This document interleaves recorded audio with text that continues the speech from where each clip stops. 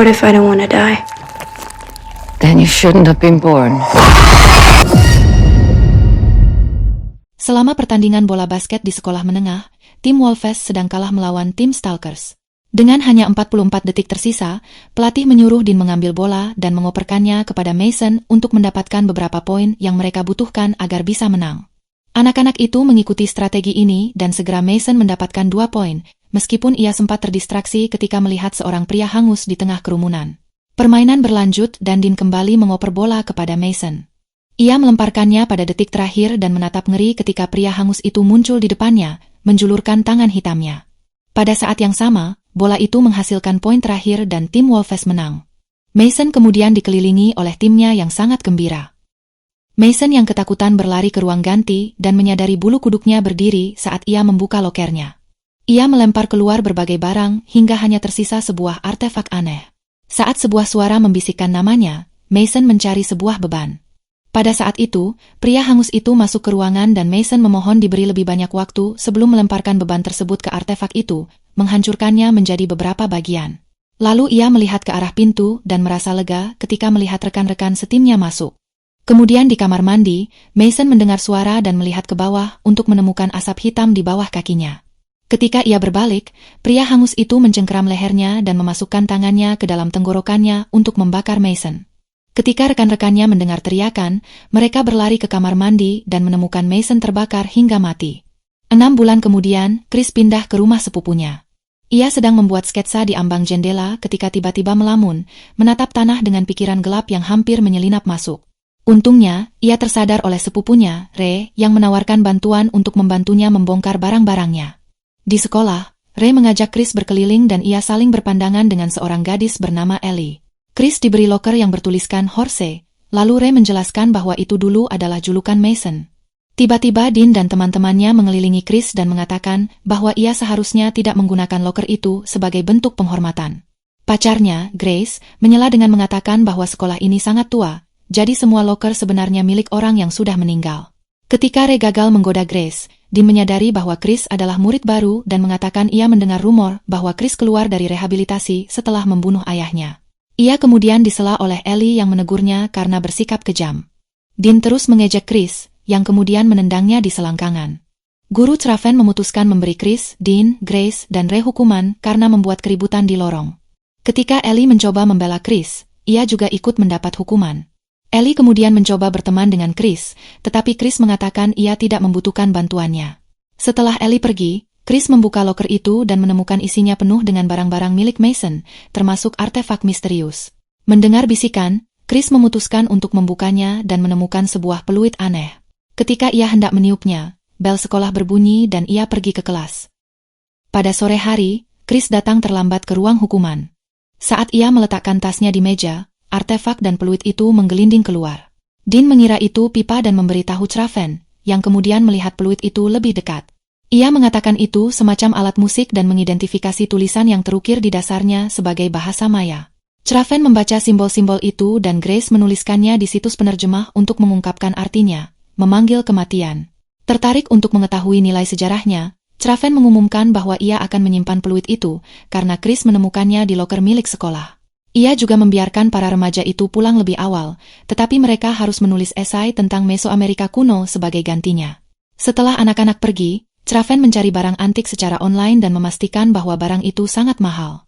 Ia hampir menjual peluit itu ketika mendengar bisikan namanya, yang membuatnya meniup peluit tersebut. Traven melakukannya dan jendela retak. Peristiwa itu membuatnya terlalu gelisah, jadi ia meletakkan peluit itu dan mengonfirmasi penjualan di situs sebelum meninggalkan ruang kelas. Di luar, Grace mengundang semua orang untuk berkumpul nanti. Setelah yang lain pergi, Ray mengatakan kepada Chris bahwa apa yang terjadi pada ayahnya bukanlah kesalahannya, tetapi Chris tidak ingin membicarakannya.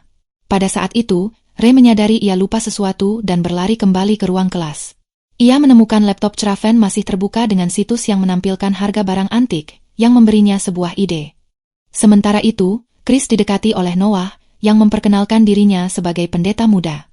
Ia mengundang Chris ke gereja sambil mencoba menjual bubuk kebahagiaan, bahkan menawarkan sampel selamat datang. Pada saat itu, Ray kembali dan mencoba menjauhkan Noah dari sepupunya, tetapi Noah dengan mudah mengalahkannya dan melemparkannya ke atas mobil sebelum mengeluarkan pisau. Setelah berbicara tentang Tuhan dan mengatakan kepada Chris bahwa ia akan selalu ada jika ia membutuhkannya, ia pergi. Ray menjelaskan bahwa Noah menjual zat ilegal kepada anak-anak yang pergi ke gerejanya. Dan setahun yang lalu, seorang anak meninggal karena overdosis. Pada malam hari, Traven menemukan bahwa artefak itu kosong. Ia mencari peluit itu kemana-mana tetapi tidak menemukannya. Kemudian ia mendengar suara dan mengira itu petugas kebersihan, tetapi ketika ia melangkah ke koridor, ia melihat sosok aneh berdiri dalam kegelapan. Tiba-tiba Traven terkejut oleh sebuah tangan di bahunya. Namun ternyata itu hanya petugas kebersihan. Sosok misterius itu sudah hilang, jadi Traven mengira ia hanya berhalusinasi. Ia kembali ke ruang kelas dan menyadari bahwa ia bisa melihat napasnya sendiri. Ketika ia berbalik, ia menemukan makhluk menyeramkan dengan lendir aneh keluar dari mulutnya. Makhluk itu menusuk Traven dengan kedua tangannya untuk meremas paru-parunya hingga ia mati. Petugas kebersihan berjalan melewati pintu tetapi tidak melihat apapun. Lendir yang sama muncul di mulut Traven saat ia berubah menjadi makhluk itu sebelum akhirnya roboh. Di rumah Grace, Ray mengungkapkan bahwa ia mencuri peluit itu. Chris menolak berbaur dengan kelompok itu, tetapi tidak bisa berhenti menatap Ellie yang menyuntikkan obat diabetes ke kakinya. Adik Grace, Timmy, mencoba mengintip pesta mereka, tetapi Grace menyuruhnya kembali ke kamarnya. Ketika Chris mengatakan ia akan pergi, Ellie mencoba meyakinkannya untuk tetap tinggal. Pada saat itu, Dean menantang Grace untuk meniup peluit itu. Ketika ia melakukannya, semua orang menutup telinga karena suara menyakitkan bergema selama beberapa detik. Setelah itu, Dean mengatakan semua orang harus diam karena ia bisa mendengar sesuatu yang lain, tetapi itu hanya alasan untuk kentut. Chris kemudian pergi. Ellie mengikuti Chris untuk mengundangnya ke festival panen, mengatakan akan menyenangkan jika ia datang. Setelah Chris mengatakannya, Ellie pergi. Kemudian Chris bertanya kepada Ray apakah Ellie menyukai laki-laki atau perempuan, tetapi Ray tidak tahu. Di rumah, Chris terus mencoba memikirkan sesuatu untuk dikirim kepada Ellie melalui pesan, tetapi ia tidak puas dengan ide-idenya. Tiba-tiba ia melihat seseorang berdiri di pohon di luar jendelanya dan menjadi sangat takut, lalu terkejut ketika Ray masuk ke kamar. Ketika ia melihat kembali ke pohon itu, sosok tersebut sudah hilang. Pada saat itu, ponselnya berbunyi dengan pesan dari Ellie dan Chris panik karena menyadari ia tidak sengaja mengirim pesan genit. Tampaknya Ellie menyukainya. Jadi Ray mengambil ponsel itu dan mengirim balasan lucu untuk membantu sepupunya. Setelah Dean juga pergi, Grace mulai mengerjakan esainya. Ia terus mendengar suara dan seseorang membisikkan namanya, tetapi ia mengira itu Timmy yang sedang mengerjainya. Ketika ia melihat lampu kamar adiknya padam, ia menyadari bahwa Timmy bukanlah yang membuat suara-suara di sekitarnya. Tiba-tiba makhluk menyeramkan berlari di belakangnya dan ia kembali mendengar namanya dibisikkan. Ia mengikuti suara itu dan memeriksa di balik furnitur. Tetapi tidak ada apa-apa. Pada saat itu, sebuah tangan menyeramkan menyentuhnya dan ia berbalik hanya untuk melihat Timmy. Grace menyadari Timmy terlalu jauh untuk menjadi orang yang menyentuhnya. Keesokan paginya, kepala sekolah mengumpulkan para siswa untuk sebuah pertemuan dan memberitahu mereka tentang kematian Traven, mengatakan bahwa penyebabnya adalah kanker paru-paru. Ellie melihat seorang gadis di depannya gemetar dan lehernya tiba-tiba patah. Gadis itu kemudian memutar kepalanya ke belakang untuk memperlihatkan wajah menyeramkannya sambil membisikkan nama Ellie. Pada saat itu, Grace memberikan peluit itu kepada Chris dan gangguan tersebut membuat Ellie tersadar. Gadis menyeramkan itu pun menghilang. Setelah kelas, Ellie dan Chris pergi ke rumah Mason karena mereka pikir keluarganya mungkin menginginkan peluit itu. Mereka mengetuk pintu dan menemukannya terbuka. Para gadis masuk dan mendengar musik lama sambil melihat berbagai barang antik yang menghiasi rumah itu. Tiba-tiba nenek Mason, Evie, muncul di belakang mereka dan tanpa menyapa langsung mengeluh tentang bank yang mengambil rumahnya. Ia menjelaskan bahwa ia telah berkeliling dunia untuk mengumpulkan barang antiknya dan mempelajari bagaimana berbagai budaya berinteraksi dengan kematian. Di atas meja terdapat banyak botol obat. Ketika Chris mencoba memberikan peluit itu dan mengatakan bahwa ia menemukannya di loker Mason, Evie menjawab bahwa sebenarnya peluit itu yang menemukan dirinya, seperti yang terjadi pada Mason dan dirinya sendiri. Bertahun-tahun lalu, Evie mendapatkan peluit itu di sebuah gang belakang di Guatemala. Sejak saat itu, peluit itu telah membunuh putrinya, menantunya, dan cucunya. Terjemahan sebenarnya dari tanda itu adalah panggil kematianmu. Ketika seseorang lahir, kematiannya juga lahir, dan setiap orang akan mati pada waktunya. Namun jika seseorang mendengar peluit itu, kematiannya datang lebih cepat dan membuat tubuh mereka berada dalam keadaan kematian yang seharusnya terjadi di masa depan. Evie mengembalikan peluit itu kepada Chris dan mengatakan ia seharusnya tidak pernah mengambilnya. Pada malam hari, para gadis masuk ke ruang arsip rumah sakit. Ellie mengakui kematian Mason aneh karena ia terbakar di kamar mandi, tetapi mereka menyalahkannya pada kebocoran gas. Mereka memeriksa berkasnya dan mengetahui bahwa ia diidentifikasi melalui giginya karena tubuhnya terbakar parah. Pada saat itu seseorang masuk ke ruangan sehingga para gadis harus bersembunyi di balik lemari arsip. Kertas-kertas Mason jatuh dan Chris berhasil mengambil salah satunya. Ia membaca bahwa struktur tulang tubuh itu menunjukkan usia sekitar 40-an, yang cocok dengan informasi tentang peluit yang dibagikan Ivy. Ini berarti Mason seharusnya mati pada usia 40-an karena kebocoran gas, dan Traven seharusnya terkena kanker di masa depan.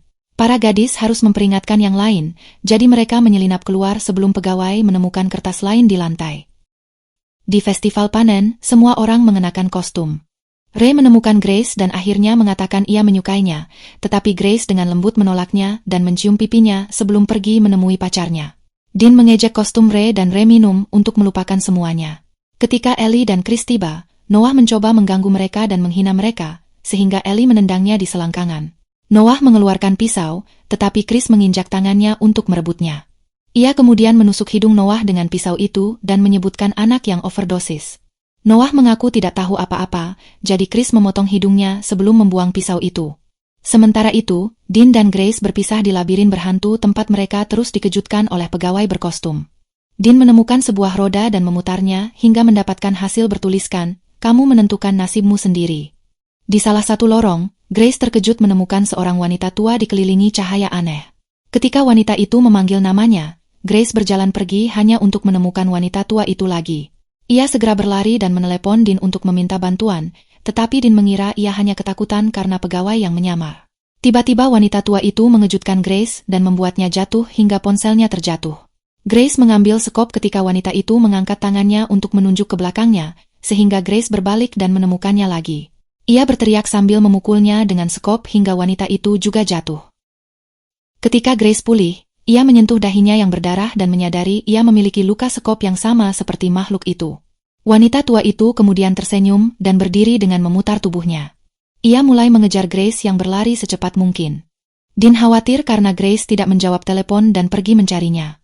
Grace panik ketika ia mencapai jalan buntu, tetapi beruntung menemukan terowongan tersembunyi di dinding. Ia merangkak masuk, tetapi wanita tua itu segera mengikutinya dan mencengkeram pergelangan kakinya untuk menusuk paha Grace dengan jarinya yang menyeramkan. Selanjutnya, ia memasukkan tangannya ke tenggorokan Grace sehingga tubuhnya mulai berubah.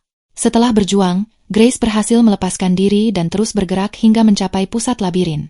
Sayangnya wanita tua itu muncul di tiang lampu dan mencium Grace untuk menyelesaikan transformasi itu. Sebelum mati, Grace berhasil menarik tuas untuk membunyikan lonceng di tiang itu. Ketika Dean tiba, Grace sudah menjadi tubuh tua yang keriput. Sementara itu, Ellie dan Chris menemukan Ray sedang memegang boneka beruang untuk Grace, dan ia memberitahu mereka bahwa yang lain berada di labirin, sehingga mereka pergi ke sana bersama. Mereka juga mendengar lonceng dan bergegas menemui Dean. Setelah itu di gym sekolah, Dean menolak menerima bahwa tubuh itu adalah Grace. Para gadis menceritakan apa yang Ivy katakan dan mereka berdua mengakui bahwa mereka merasakan kematian mendekat. Dean masih menyangkal, jadi Ray menegurnya karena menantang Grace meniup peluit dan menyalahkannya atas kematiannya. Dean yang marah mendorongnya dan mengejek perasaannya hingga Ray berlari pergi. Beberapa saat kemudian, Dean yang sangat mabuk masuk ke kamar tidurnya melalui jendela. Ketika ia melihat ke cermin, ia terkejut melihat seorang pria dengan luka pendarahan parah. Ia mundur dan tanpa sengaja memecahkan lampunya lalu menyalakan lampu utama, tetapi pria itu sudah hilang. Orang tuanya kemudian mengetuk pintu sehingga Dean berpura-pura ia hanya mengalami mimpi buruk. Ayahnya memarahinya karena minum dan mengemudi, mengatakan bahwa suatu hari hal itu akan membunuhnya. Sementara itu di rumah Chris, ia memberitahu Ellie bahwa setahun lalu ia mengalami overdosis. Ayahnya membawanya ke rumah sakit dengan mobil, tetapi sayangnya sebuah truk menabrak mereka di jalan dan membunuh ayahnya. Kadang ia merasa seharusnya ia yang mati. Ellie menghiburnya sebelum menciumnya, dan keduanya akhirnya tidur bersama. Di atap, Ray duduk di bawah hujan sambil memikirkan Grace. Tiba-tiba ia melihat darah di tangannya dan pada boneka beruang, diikuti bayangan tubuh di dalam mesin penghancur industri. Namun semua itu hanya imajinasinya. Keesokan harinya, Ray dan para gadis mengunjungi Ivy yang sedang sakit di tempat tidur.